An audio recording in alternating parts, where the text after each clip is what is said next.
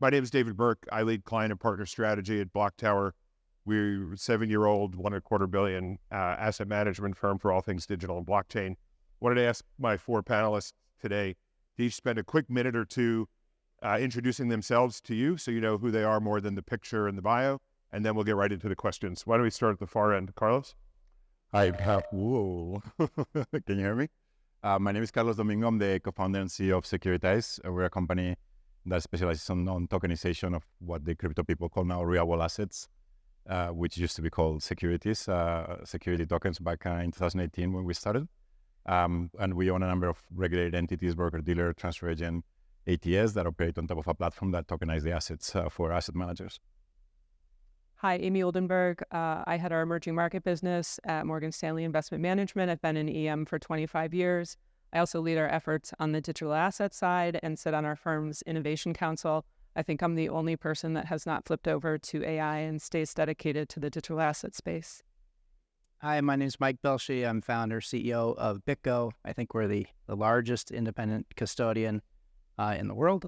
We've been doing this since about 2013, so it's a long adventure. We got a long adventure in front of us. Today we do, wallets and custody and a bunch of services on top, from staking to US dollar services and borrowing and lending. And I'm Joseph Shalom. I've been at BlackRock for 19 years. I lead partnerships in a number of ecosystems and have a very small but brave digital asset team. And I spent most of my career at BlackRock helping grow and scale our Aladdin platform, which is one of the largest risk management, portfolio management systems for the buy side, and super excited to be here. Great, thanks. So our panel is the institutional adoption of crypto, but I'm going to start a little off topic with WBTC, Mike, and in your transaction recently announced with Tron. The U.S. market seems to have viewed this in an unflattering light, particularly lots of people on Crypto X, which is formerly known as Crypto Twitter. Did you, as thinking about the transaction, can you share anticipating any of the protocols offboarding WBTC? Aave and Maker consulted as part of the process. You can share a little up-to-date color for us? Okay, sure. How many of you are familiar with Wrap Bitcoin, WBTC? All right, good. Let's see. Well, let's start with the hard questions, I guess. Look, Wrap Bitcoin is primarily created for DeFi. We created, I think, 2017, 2018, a number of great companies came together. BitGo does not deserve all the credit for that, but BitGo took on the custodial role for Wrap Bitcoin. We've had it operating for 5 years plus without a hitch. And today it represents about 90% of, I guess, the Bitcoin stored value that you use in DeFi markets. Look, we are on a continuing effort to decentralize, having all of the assets or all of the keys kind of in a single jurisdiction has been something we're always looking to improve upon. With security, what you tend to do is eliminate single points of failure. Those single points of failures can be a single private key, can be a single person, can be a single company. All of these things, you keep dividing and conquering. And this is not unique to BitGo or anything, but this is general principles of security. So we are in the process of doing that. And we're moving it. So we've got one key in Hong Kong, one key in Singapore, one key in the US. Look, if nothing else, I think you have to be transparent.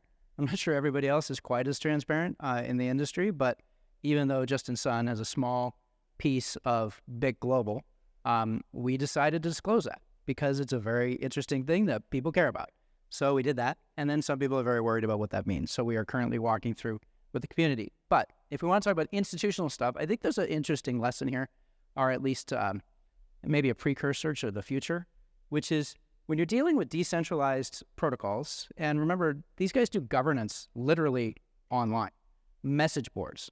How does a private company or a public company conduct business with, DAOs that are completely open and online? And typically, businesses do the sausage making kind of behind the scenes. You don't see what goes into it. But when it comes to DeFi, the sausage making is all front and center for everybody to see. So yes, there's some amount of surprise, to answer your question, for various folks about, like, what are we doing with the custody? But our job, as we view it, is to be transparent about what's happening. I wholeheartedly stand behind the technology, which allows us to be completely transparent about it. And we're moving it to more decentralized. And I think it's interesting, some of the competitors are using this as an opportunity to try to claim something against Wrap Bitcoin, which is fine. And I think that should happen. I think it's healthy. Some of them are straight up centralized custodians, right? Saying, hey, instead of that decentralization stuff, why don't you go centralized? I think it'll be very ironic if the DeFi market picks centralized over decentralized. And then I think for the future, for institutional adoption of crypto more broadly, we do end up having a lot of, counterparty credit risk against a very small number of parties in the crypto space. I think there's a place we got to improve. So I know I'm talking my own book there. I don't really mean to. I really want to talk about market structure and things kind of more open. All right. Sorry, it was long-winded, but it was a tough question. So Thank you, Mike. I appreciate it. Amy, only a few weeks ago, what feels like another groundbreaking headline in 2024 in our industry, Morgan Stanley announced it will allow to solicit orders for IBIT and FBTC, potentially to pave the way for other wealth managers, RIAs, to do the same. How do you see ETFs fitting into investor portfolios, and where does the market for investors go from the ETF? So in January, when we had the approval of the ETFs, clearly with a wealth platform the size that we have, it's something that we have to keep up with in terms of client demand. The one thing I would say just in regards to the headline is read the fine print in terms of what solicited means. So solicited is in taxable brokerage accounts. It's a very small part of the business. It's the first step. I think everyone is optimistic that as we continue to see the space evolve, get more comfortable with the infrastructure, continue to work not only on building how you were just talking about, like making sure that we have the right infrastructure in place, but we also need to make sure that our human infrastructure is knowledgeable about continuing to build this out. We will continue to look at opportunities because we are a client solutions driven business. So if it's other products, now that being said, I will say I'm coming from the EM side. So, and I've said this publicly, in the EM side, I probably wouldn't suggest an ETF, just not what we would use. But for some people, the ETF works in order to give them easy access to having that exposure in an asset allocation in a technology infrastructure that they're very comfortable with and plugs in a very easy and quick way without doing anything else. So there is a use case for it. There's certain clients that will use it, but there's also clients that require much more besides that. Separately managed accounts, actually holding the underlying, that's something we could potentially see in the future. Active managed products, this is a very difficult space. It's very specialized. There's no way our clients are going to continue to due diligence on their own. All of these different ETFs, all of these different tokens, tokenization of any other alternative assets. It's one of the things and services we should be offering our clients. So obviously we're not there yet, but of course this path will be taken slowly when the infrastructure allows it. Thanks, Amy. Mike, Morgan Stanley's announcement came just a few days after the BOJ hiked rates for the first time in close to 40 years. And so we watched over the weekend incredible volatility in a 24/7, 365 market where the ETF market is 9 by 5 by 5 in terms of trading. What kind of R&D is needed in terms of custody and market structure to get the ETF market to match the underlying assets it's investing in?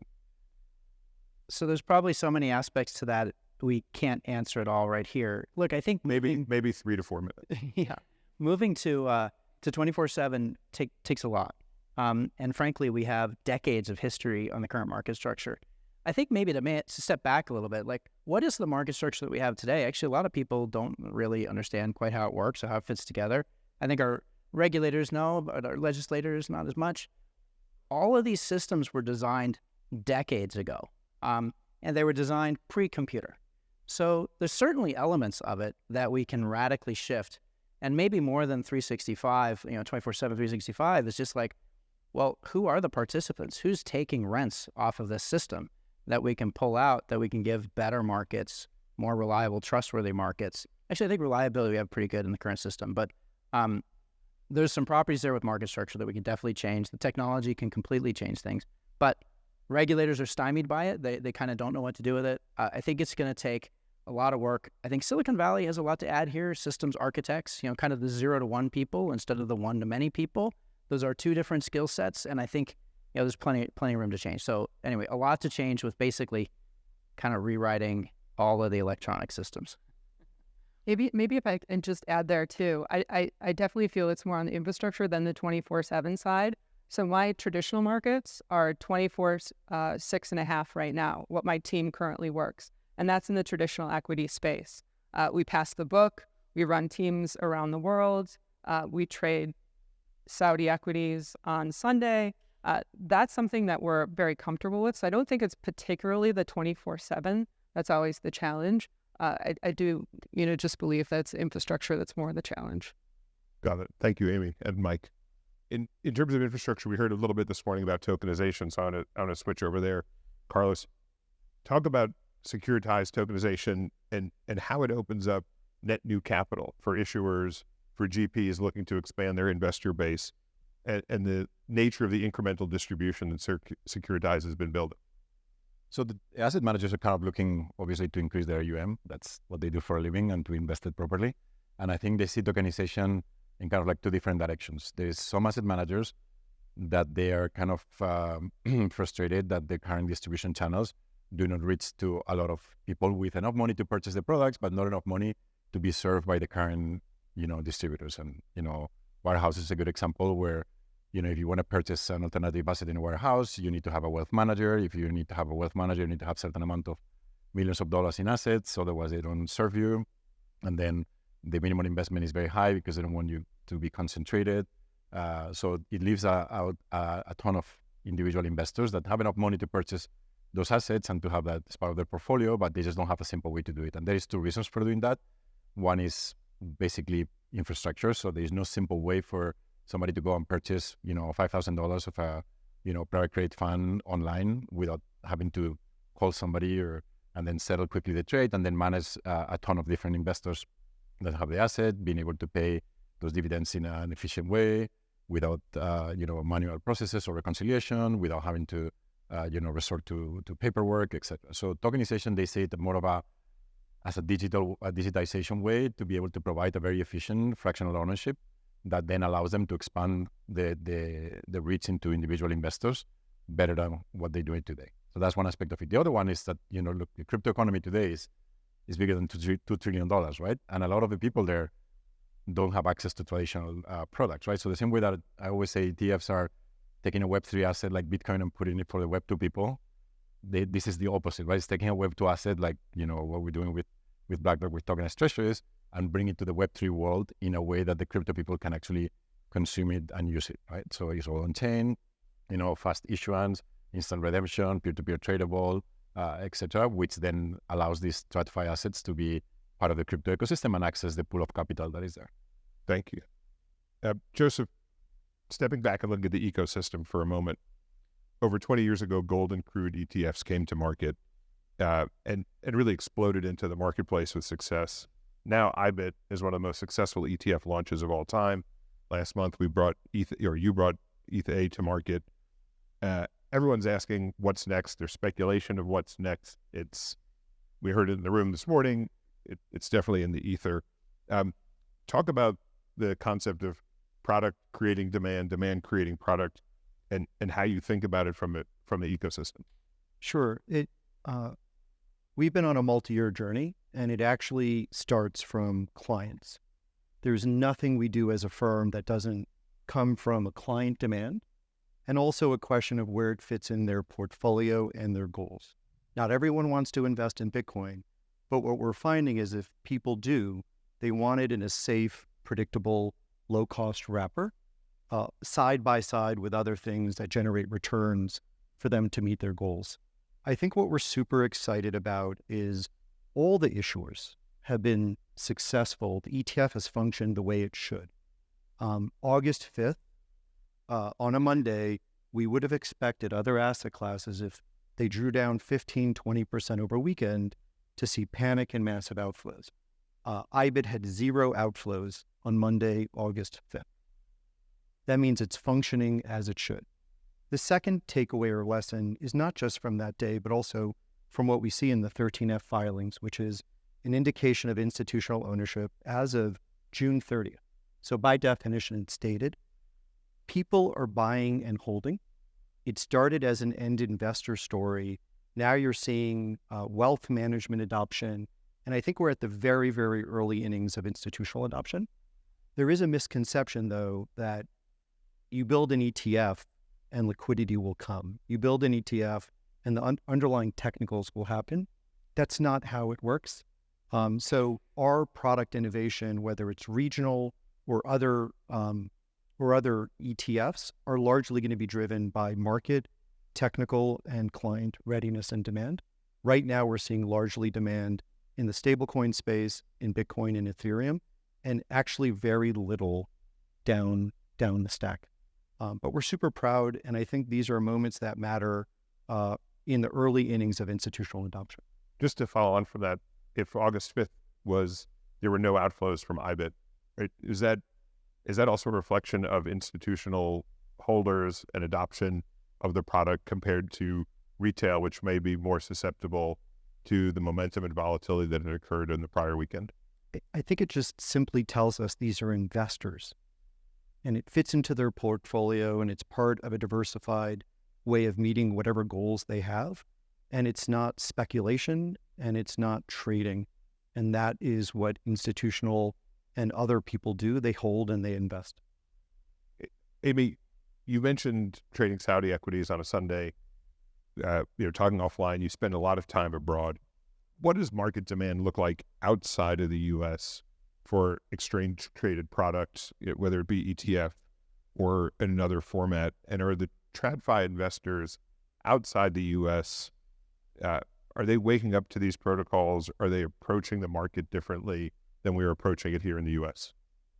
So ETFs just generally in the traditional space is very much, I'd say, they're available elsewhere in the world, but the U.S. is the big market for ETFs.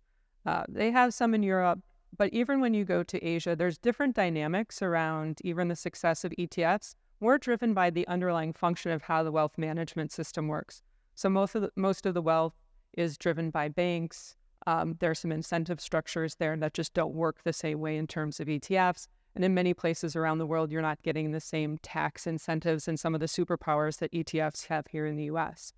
I think the other thing is, too, when you go to some of these places around the world, if it's the Middle East, Africa, Brazil, Southeast Asia, they want the underlying. There's a reason why these markets, when you see all the top 20 countries in terms of big crypto adoption, tends to be emerging markets.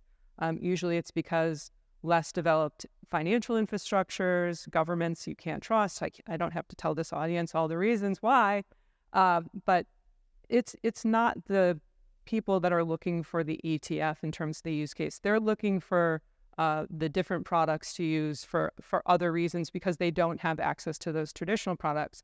I do think there is a big opportunity for some of these places, the same way we saw fixed line was not available in many of these markets, and they moved to mobile adoption and really exceeded what we did in the developed markets with their mobile adoption. I do think there's an opportunity. We could also see that in many of these emerging markets, just in terms of where their focus is. We've seen some of the regulators in some of those markets really try to get ahead of this and spark some of the growth in their markets. So I'm pretty excited for what's happening in many of the EM markets as it relates to digital assets and even tokenization. And then just second, I think it was mentioned earlier this morning, what's happening in Japan. I had the opportunity to spend some time in Japan, and I'll connect this back to Saudi in a second. But I spent time with the gaming community because as traditional finance investors, we've held a lot of the different gaming companies in Asia over the years. And there is an area for Web3 gaming too, right? So we talk a little bit about, all the use cases, money transfer and everything else. But when you look at a market like Saudi Arabia, per capita, and it's probably one of the highest per capita gaming countries in the world, and they've made investments in Web3 gaming. I know, people have different views on where that settles out, but there is an opportunity there for some of the gaming opportunities, both I think in the Middle East and also Asia. And I think that's where the traditional investing space starts merging with the digital asset, the crypto space, because you're starting to see some of this overlap.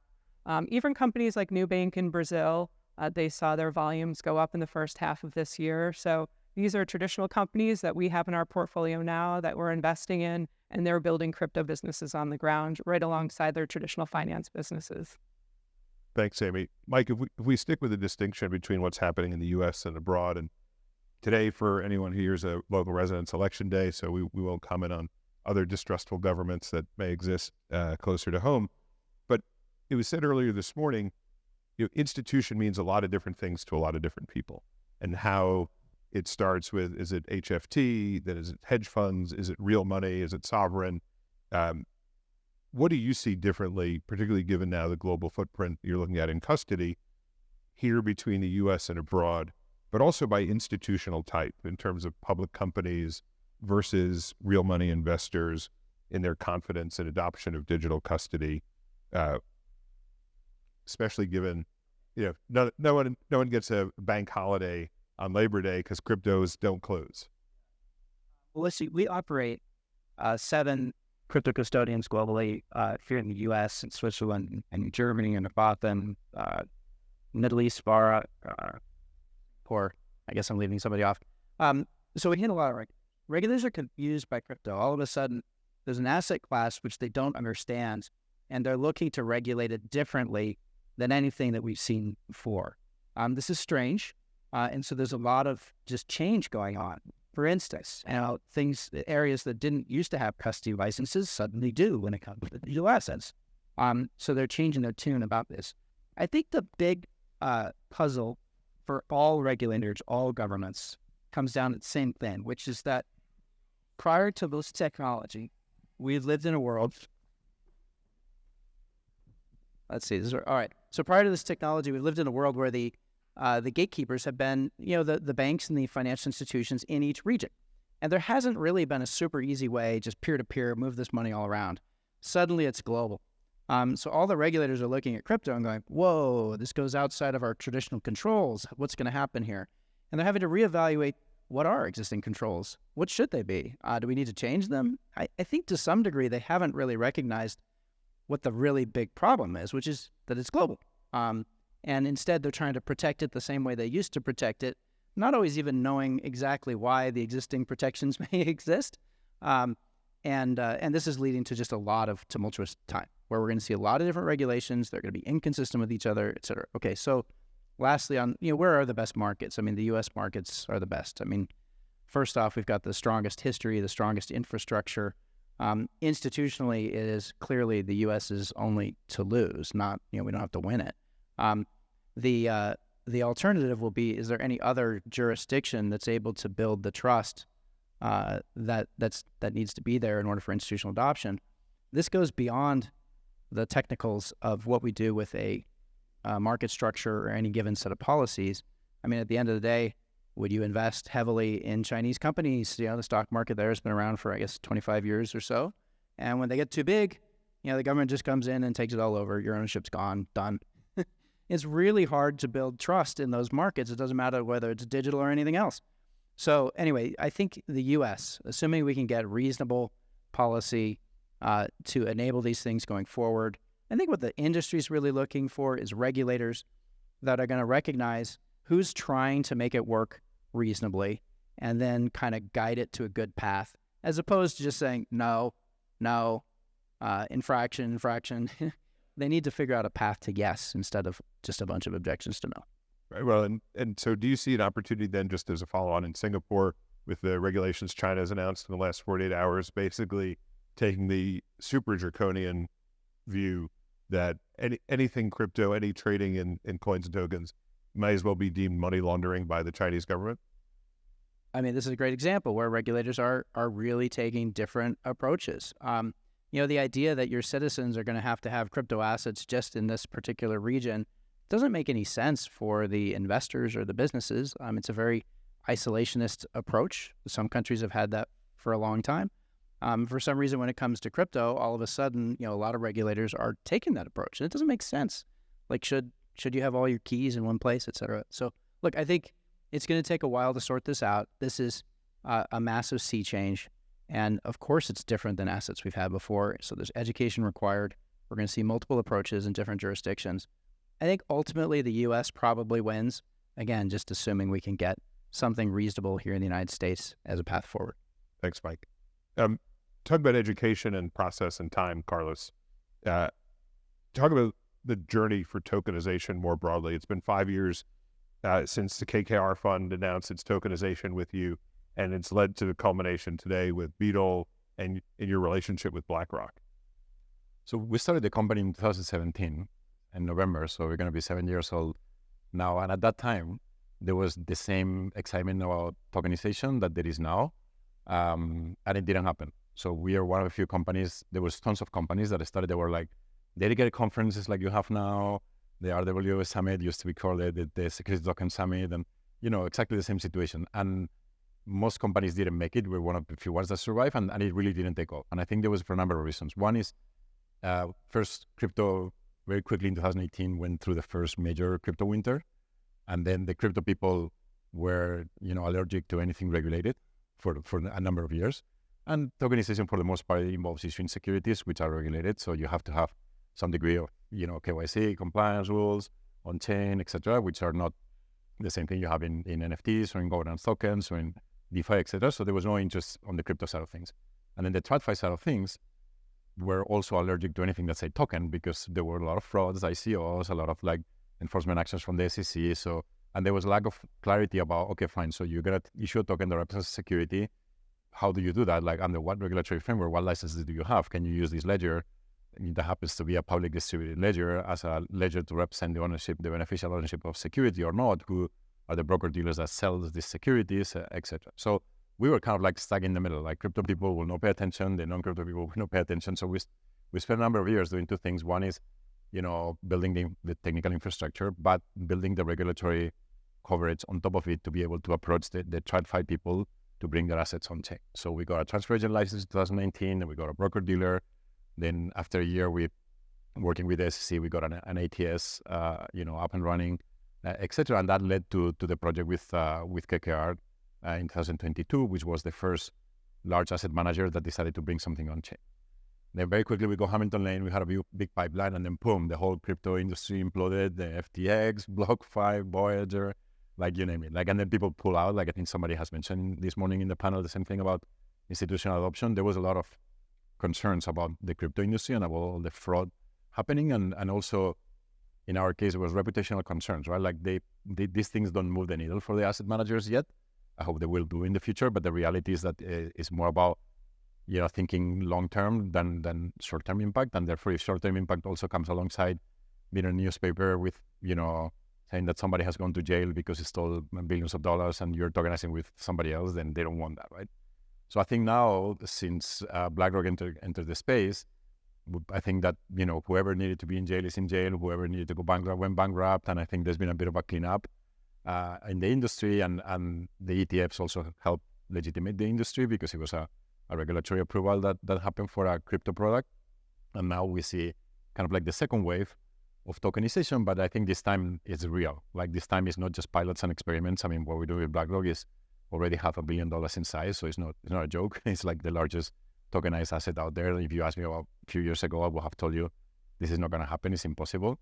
So and we see, companies like us, many other companies in the space that have the licenses that can serve those large institutions to bring them into crypto. At the same time, there's this whole real world asset narrative in crypto of trying to do real stuff with crypto, which is a good thing, I would say, not just imaginary internet money, and bringing real assets on chain to make them more productive and to be able to interact with the rest of the crypto ecosystem, right? So I think now is a confluence to things that are, getting together that will probably make the tokenization market to really take off as it should have happened before. Thanks, Carlos. Joseph, so BlackRock made a strategic investment in Securitize. How do you view the impact or the importance of tokenization that led to that moment or led to that transaction? Yeah, so I think if you take a step back, I want to remind ourselves, including myself, what is the benefit and then what are the blockers? Because I think collectively in this room, we own the keys to success. So obviously programmable, atomic settlement, cross-border, interoperable, greater liquidity. And I think the biggest impediment over this period has been less regulatory as, first of all, just coalescing on an asset class. I can't even tell you how many conferences I've been to where people want to tokenize their chairs, they want to tokenize the building they're in, they want to tokenize income streams. Like, it seems like there's at least initially coalescence that maybe the most liquid money market funds are the place to start. I think that is step one. I think step two is this idea of interoperability. And obviously there are a lot of chains out there. We need to find solutions to bring the liquidity together, because if what you're doing is fragmenting liquidity, it's actually against the benefit that you're looking for. And then an earlier panelist said, the last mile is identity and KYC. Imagine we digitize everything: onboarding, trading, money movement, but you still have to go off chain to do KYC and whitelist every wallet. Until there's a solution for digital identity that's accepted by regulators, it's just going to be a massive speed bump to what we hope is a much more efficient capital market. So I'm less focused about intermediaries and taking out intermediaries. You need some basic functioning in order for TradFi to come. That said, I think Bill Gates had a great quote: we overestimate the impact of technology in the short run. I think we are wildly underestimating the impact of tokenization in the long run to change 50 to 100 years of plumbing that is highly inefficient. We just need to be patient. And then the last thing I'll say is we are coming out of a crypto winter, and it's really, really important for us all not only to be optimistic, but to be humble. Like, we can live in this echo chamber where everyone feels like the summer is coming and exuberance comes again. And that actually is the really dangerous thing to long-term adoption. And then we at BlackRock feel we have a massive responsibility to educate the industry, wealth advisors, institutions, regulators, policymakers. So I think the question of when adoption happens is within the control of the people in this room. And we're optimistic, but we're also very pragmatic. There are some speed bumps along the way, and we all own that responsibility to overcome them. Thanks. I want to pose one question to each of you, and maybe a brief answer if possible. ETFs and tokenizations, to me, in some ways sound like there's a demographic unlock that can happen, right? There are generations of cohort aged around the world, right?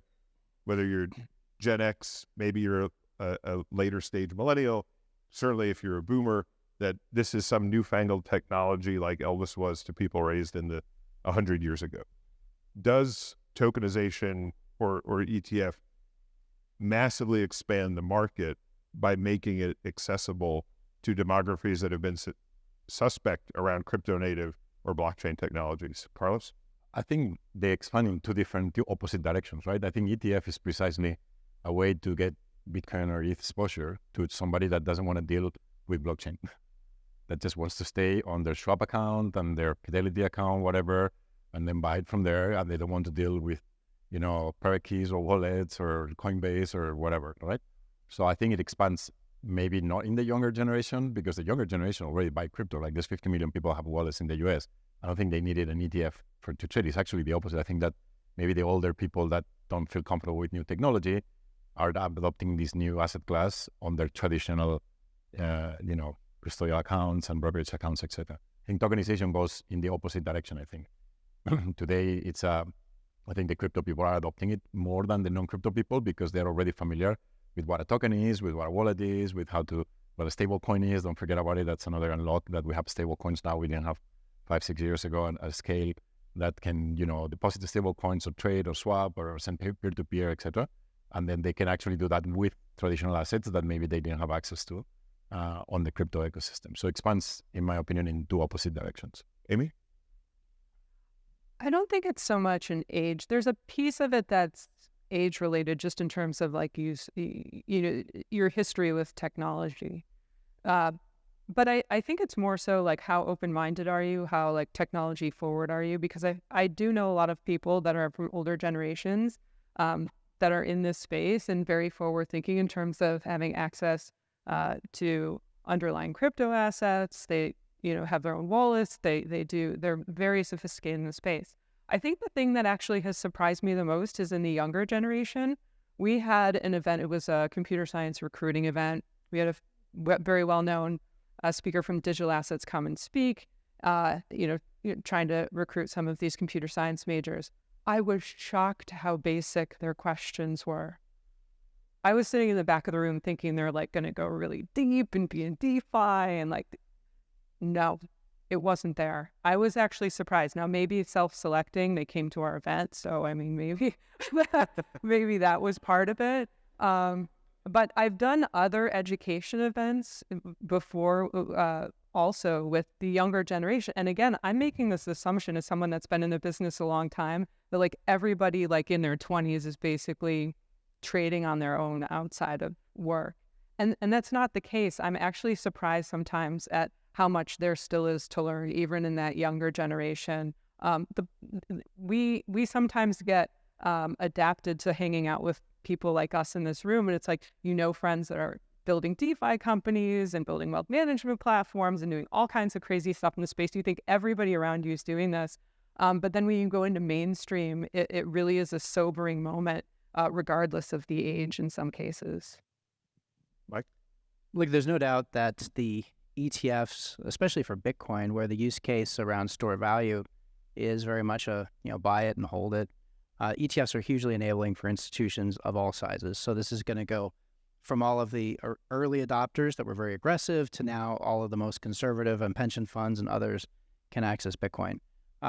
In terms of the rest of the markets, there's still a lot of work to be done. I mean, ETFs for Ethereum where you can't stake it. That's all right, I guess, but not being able to stake it, you're missing out a lot.